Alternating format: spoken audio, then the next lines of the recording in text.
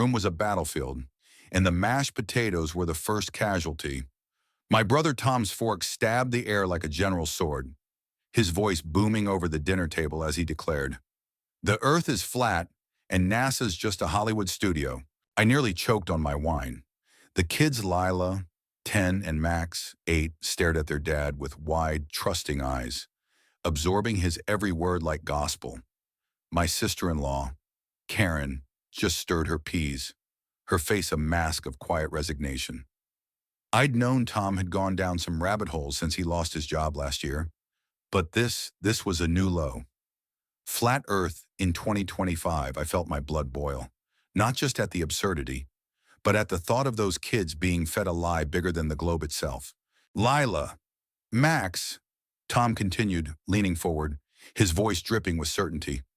The government's been lying to us. The Earth's a disk, surrounded by an ice wall. No space, no curve, just truth. Lila nodded slowly, her pigtails bobbing, while Max traced circles on his plate, murmuring, "Cool." I couldn't stay silent. "Tom, that's nonsense," I said, my voice sharper than I intended. "The Earth's a sphere. We've got photos, satellites, math centuries of proof." His eyes narrowed, a spark of defiance flaring. "Oh, Jake, always the know-it-all. You believe everything they feed you, don't you, sheep?" The word hit like a slap. Sheep me. The guy who'd spent years teaching high school physics, who'd stayed up late helping Lila with her science fair project on gravity. I glanced at the kids, their faces caught between their dad's fervor and my frustration. Karen's fork froze midair, her eyes pleading for peace. But I wasn't here for peace. Not tonight. "Kids," I said, turning to Lila and Max, "your dad's wrong.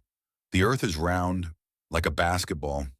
We've been to space, walked on the moon, seen it with our own eyes." Tom slammed his hand on the table, rattling the plates. "Don't you dare confuse my kids." "Jake, you're not their father, and you're not their teacher," I shot back. "You're filling their heads with garbage, and I'm not going to sit here and let you turn them into conspiracy nuts." Lila's lip trembled. Max hugged his knees, his eyes darting between us. Karen whispered, "Please, both of you, stop." But the line was drawn, and I wasn't backing down. This wasn't just about a flat Earth. It was about truth, about protecting those kids from a world that thrives on lies. The argument didn't end at dinner. It festered.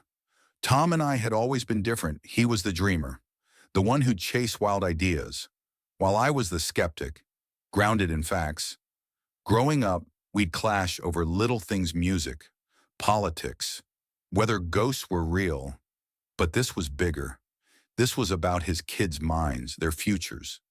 Tom had been spiraling since the layoff, diving into online forums, videos, truthers who fed his distrust of everything. Flat Earth was just the latest obsession, but it was the one that broke me. The next day, I found Lila and Max in their backyard, staring at a homemade model of a flat Earth Tom had built from cardboard and tinfoil. "Uncle Jake," Lila asked, her voice small, "is Dad lying to us?" My heart sank. How do you tell a kid their hero's wrong without breaking their world? "He's not lying, Lila," I said carefully. "He believes it. But belief doesn't make something true. Let me show you something." I pulled out my phone, opened a NASA app, and showed them live footage from the International Space Station. The Earth curved below, a blue marble against the void. Max's eyes widened. "That's real," he whispered. "As real as it gets," I said. "You can see it yourself one day, maybe even go to space." Lila frowned. "But Dad says space is fake." I knelt beside her. "Lila, people used to think the world was flat because they didn't have telescopes or rockets. Now we do. We've learned. That's what science is, finding out what's real, even when it's hard to believe." Max tugged my sleeve. "Can we tell Dad?" I hesitated. Tom wouldn't take kindly to me undermining him, but these were his kids, not his property. They deserved the truth. "Let's talk to him together," I said. That evening, I went to Tom's house, the kids trailing behind me. He was in the garage, tinkering with another flat Earth model, His laptop opened to some grainy YouTube video about ice walls. He looked up, his face hardening when he saw me. What now? Jake here to lecture me again. Not a lecture, I said. A conversation. The kids have questions. Lila stepped forward, clutching her notebook. Dad, we saw the Earth from space. It's round. Uncle Jake showed us. Tom's jaw tightened. Jake, you had no right. They have a right, I cut in. They're not yours to brainwash. Tom, they're smart kids. They deserve facts, not your fantasies. Facts, he spat. Your facts are just stories from people who want control. You're the one brainwashing them, filling their heads with lies. Max's voice broke through, small but firm. Dad, I want to be an astronaut. I want to see the Earth like Uncle Jake showed us. Tom froze. For the first time, I saw a flicker of doubt in his eyes. Lila added, we love you, Dad. But what if you're wrong? The air felt heavy, like the moment before a storm. Tom looked at his kids, then at me. His anger warring with something softer, fear, maybe, or shame. You think I'm a loser? Jake, he said quietly. You think I'm failing them? I swallowed hard. I think you're lost, Tom, and I think you're better than this. You're their dad. They need you to be the one who helps them find the truth, not hide from it. He didn't speak for a long time. The kids watched, waiting. Finally, he knelt in front of them. I want you to question things, he said.